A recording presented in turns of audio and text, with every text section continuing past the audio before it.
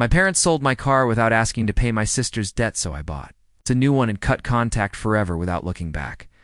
I'm a 26-year-old guy, and my car was more than just wheels, it was my freedom. I'd spent nearly a year juggling 2 part-time jobs, late-night shifts, and every extra hour I could squeeze in just to afford it.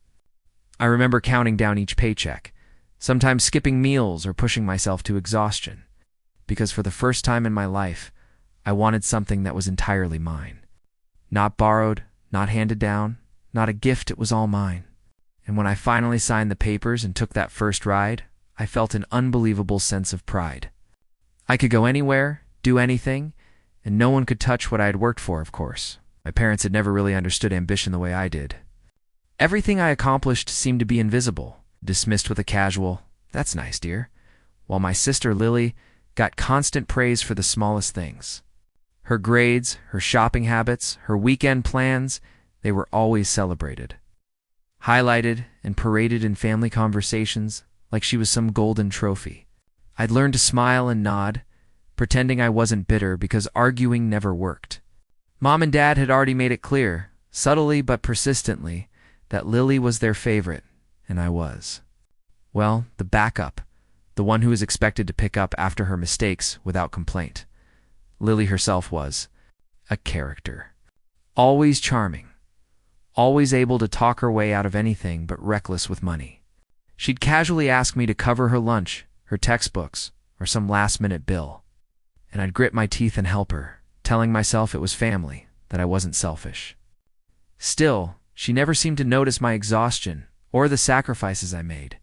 But in that moment, sitting behind the wheel of my own car, windows down, engine humming, it felt like I had finally earned something for me. Something no one could touch, no one could take away, or so I thought.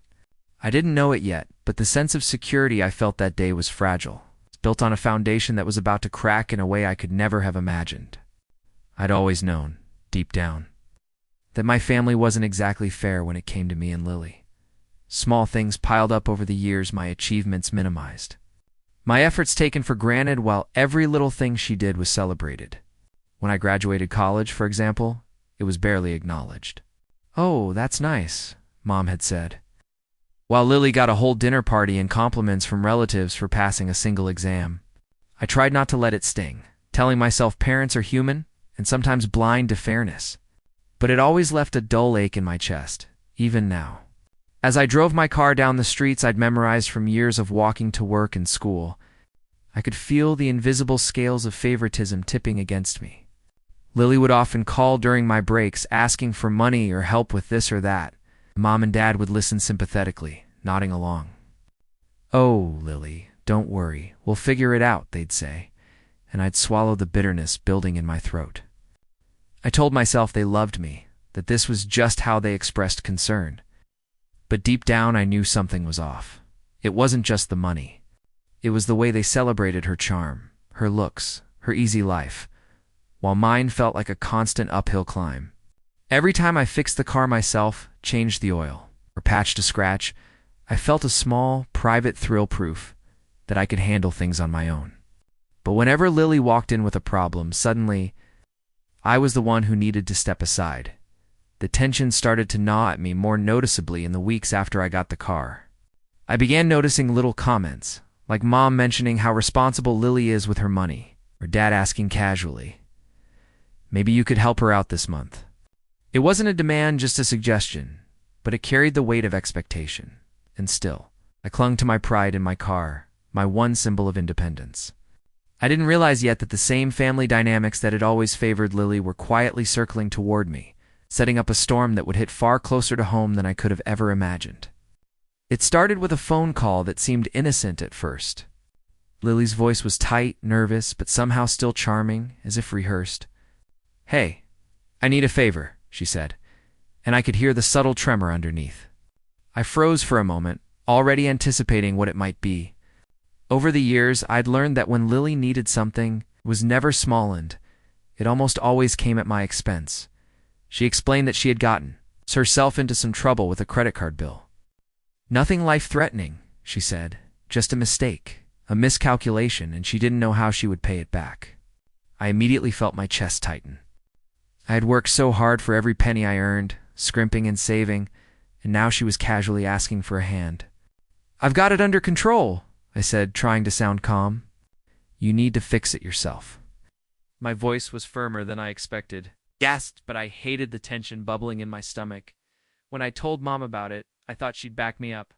I told her I can't keep covering her debts. I have my own bills, my own responsibilities. But instead of understanding, she gave me that same look she always did, the one that said, "You should put family first." "She's your sister," Mom said softly, almost pleading. "Maybe you can help just this once. You'll understand one day."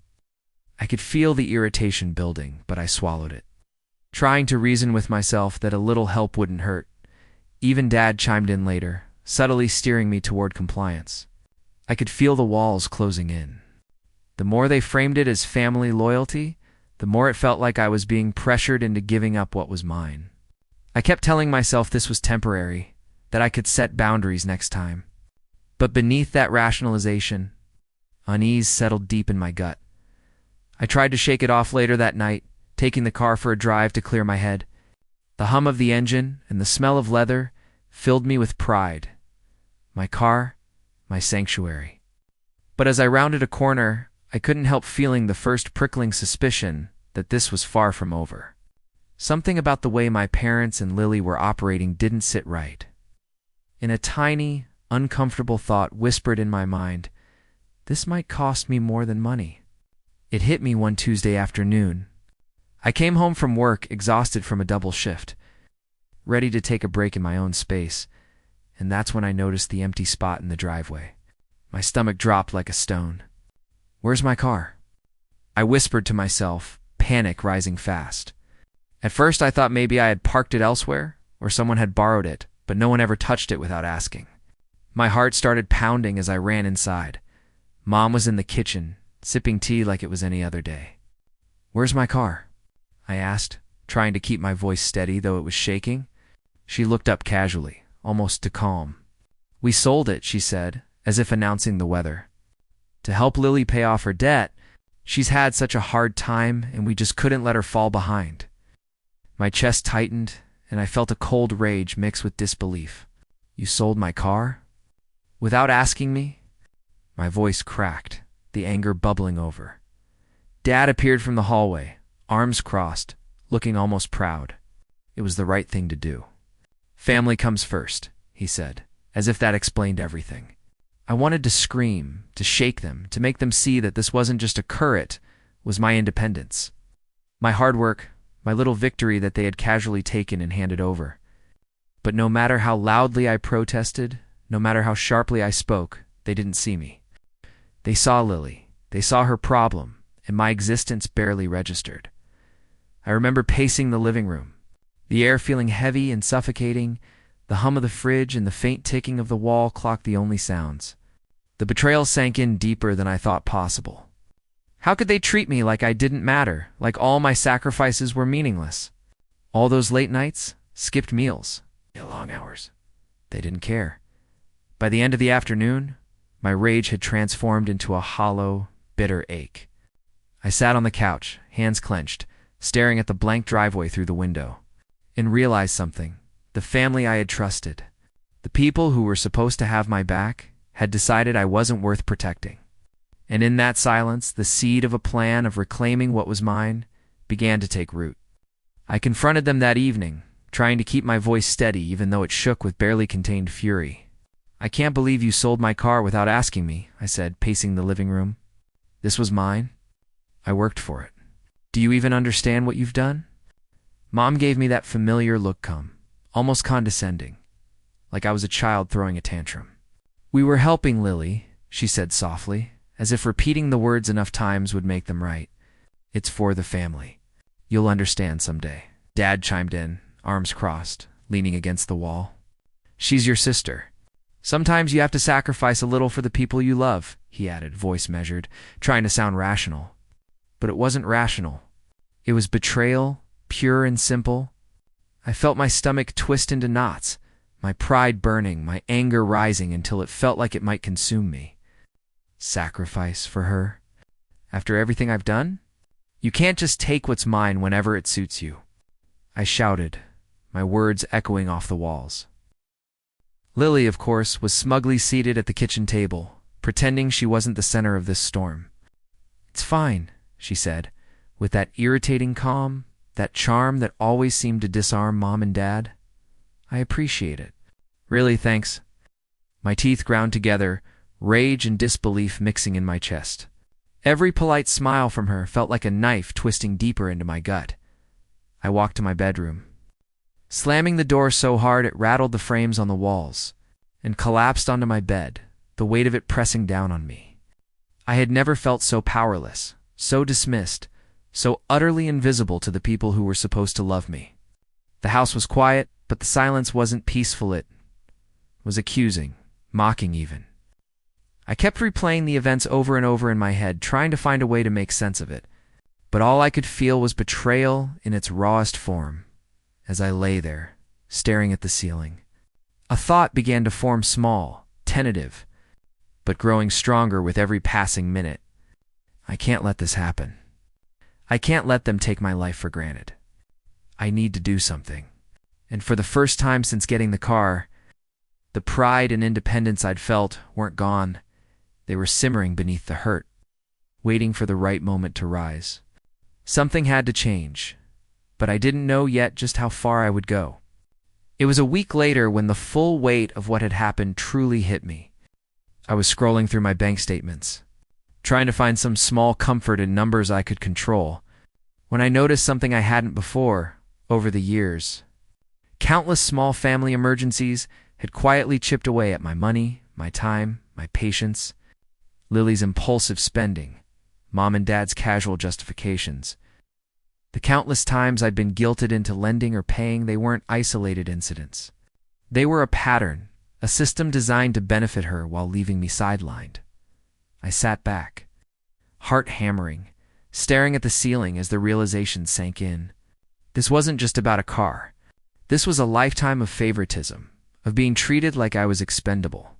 Every sacrifice I'd made, every extra hour I'd worked, every moment I'd held my tongue, all of it had been ignored, overwritten by Lily's charm and their blind devotion to her. Rage and grief tangled in my chest so tightly that I could barely breathe. I felt betrayed in a way I hadn't allowed myself to acknowledge before, not just by them, but by the illusion I'd held of a family that loved and valued me.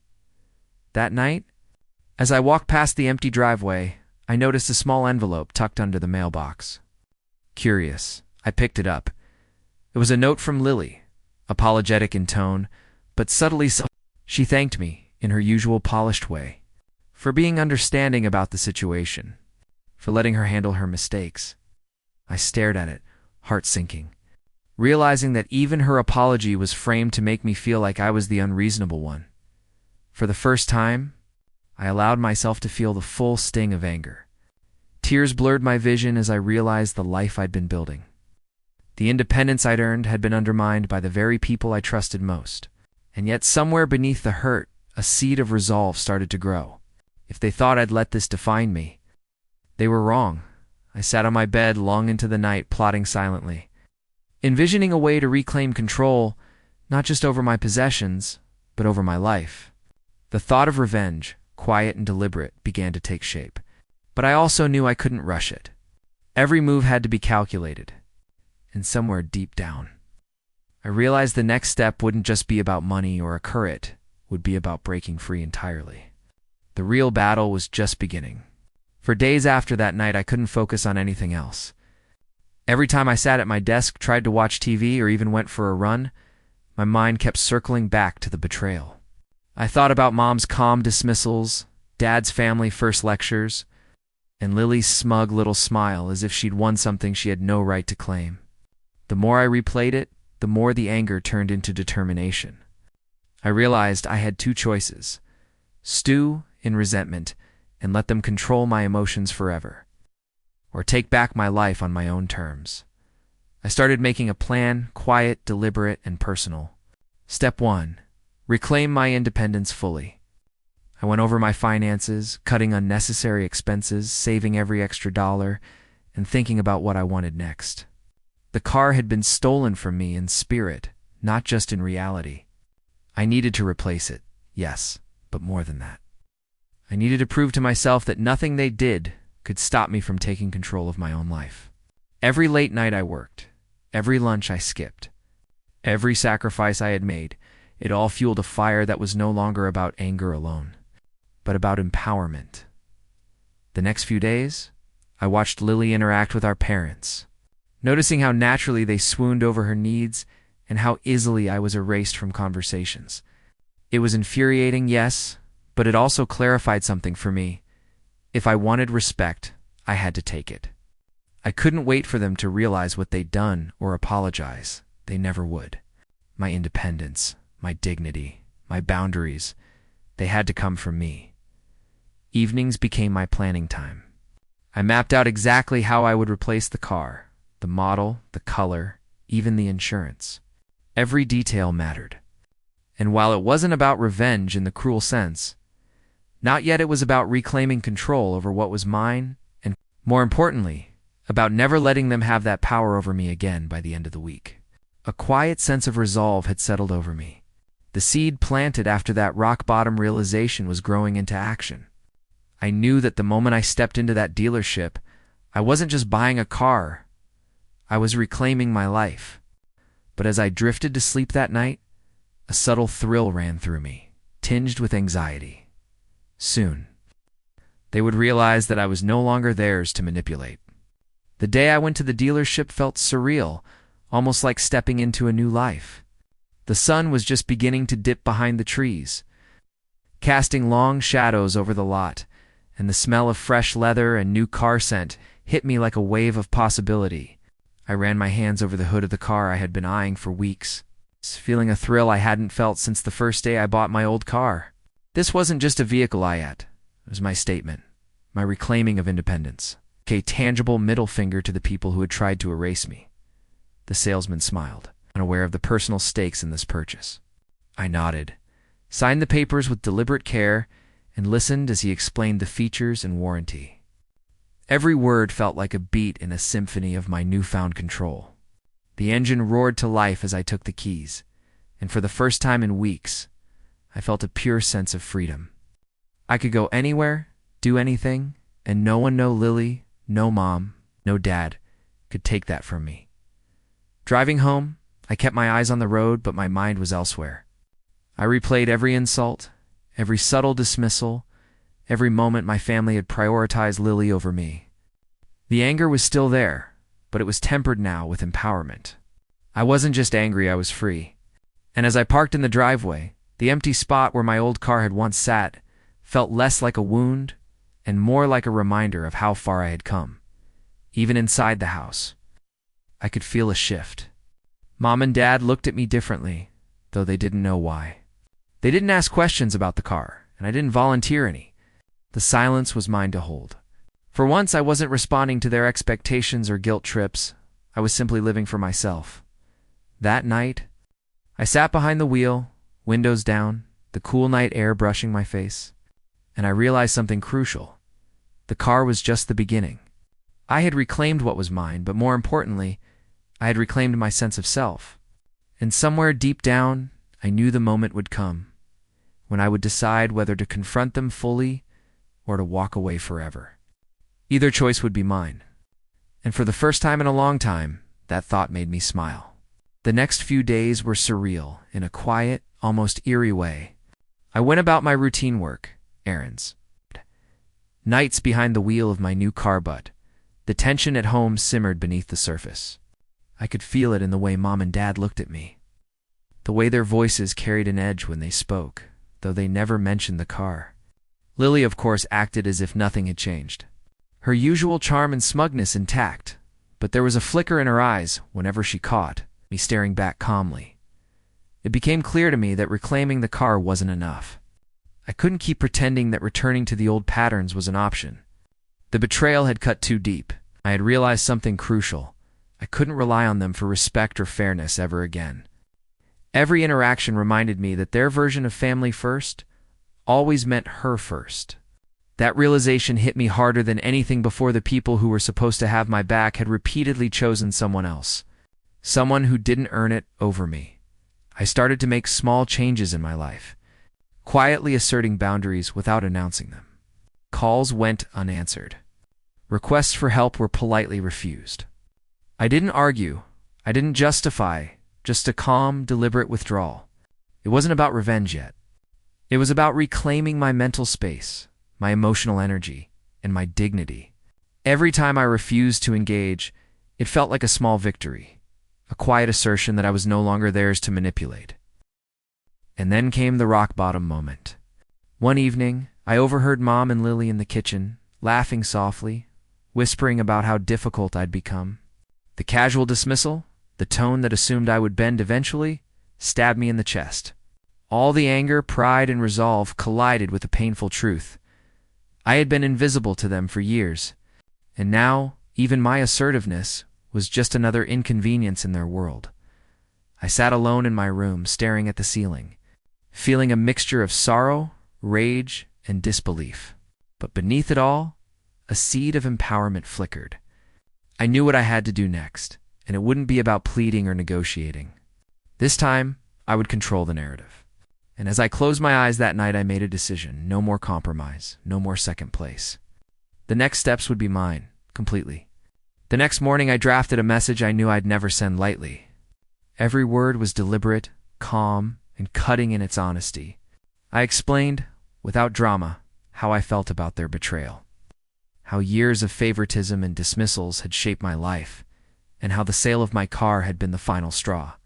I didn't accuse or beg. I stated facts and set boundaries.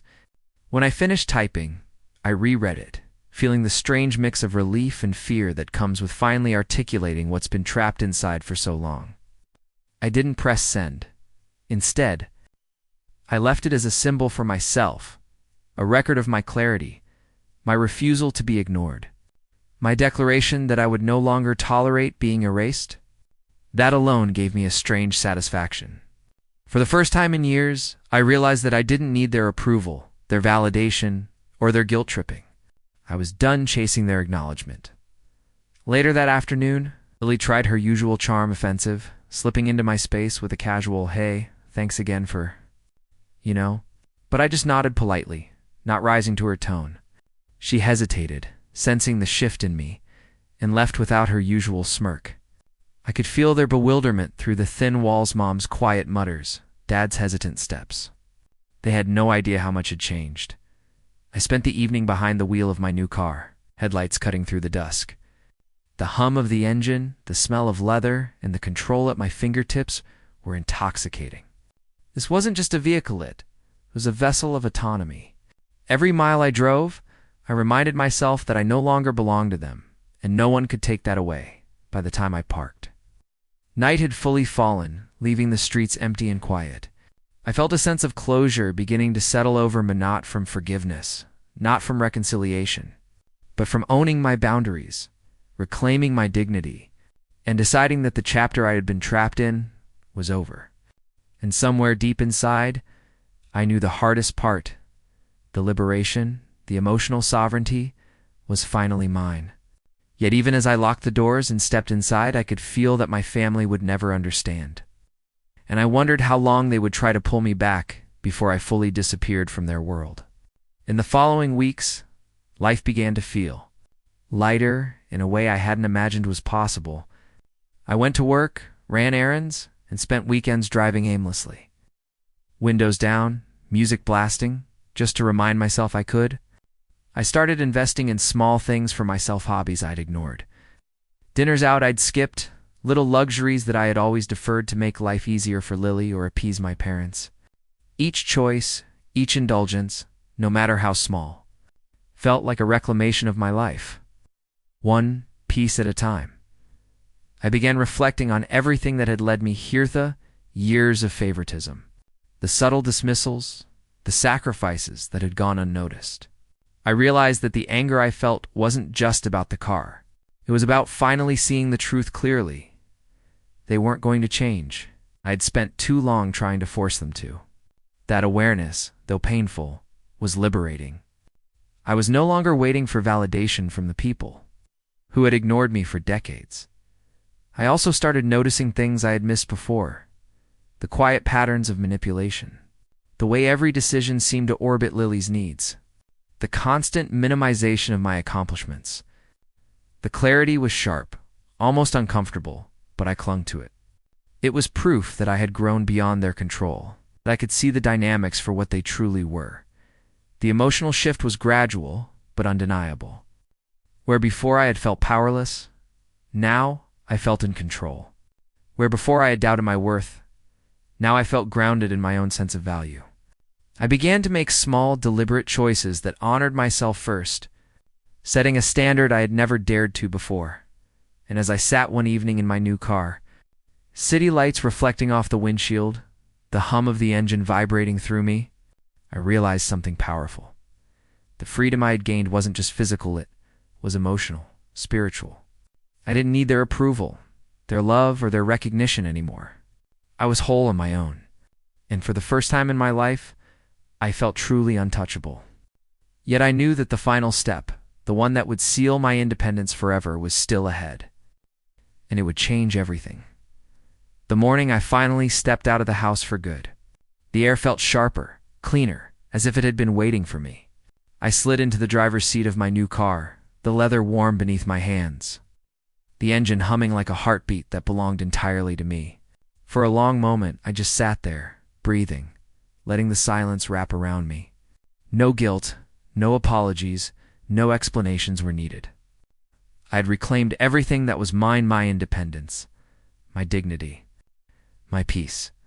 I thought back to every moment that had led me here, the countless times I'd been overlooked, the subtle favoritism that had shaped my adolescence, the constant expectation to put Lily above myself, and then the ultimate betrayal, the sale of my car without my consent. I'd carried the weight of it all for years, silently absorbing the hurt, until finally I chose to act. Not in anger, not for revenge alone, but for me.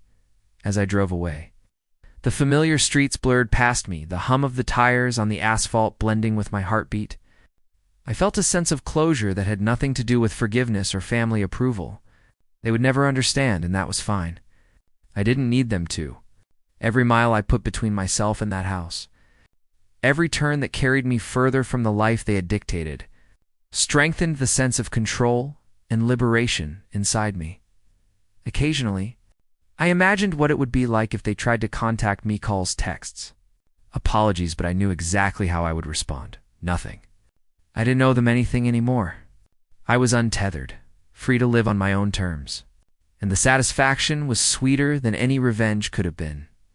By the time I reached the edge of the city, the sun had begun to rise, casting a warm glow over everything. I parked on a quiet hill overlooking the skyline, letting the light wash over me. For the first time in my life, I felt truly seen, not by them, but by myself. And as I stepped out, closing the door behind me, I smiled, knowing I would never look back. The past was theirs to carry. I was finally, undeniably, my own.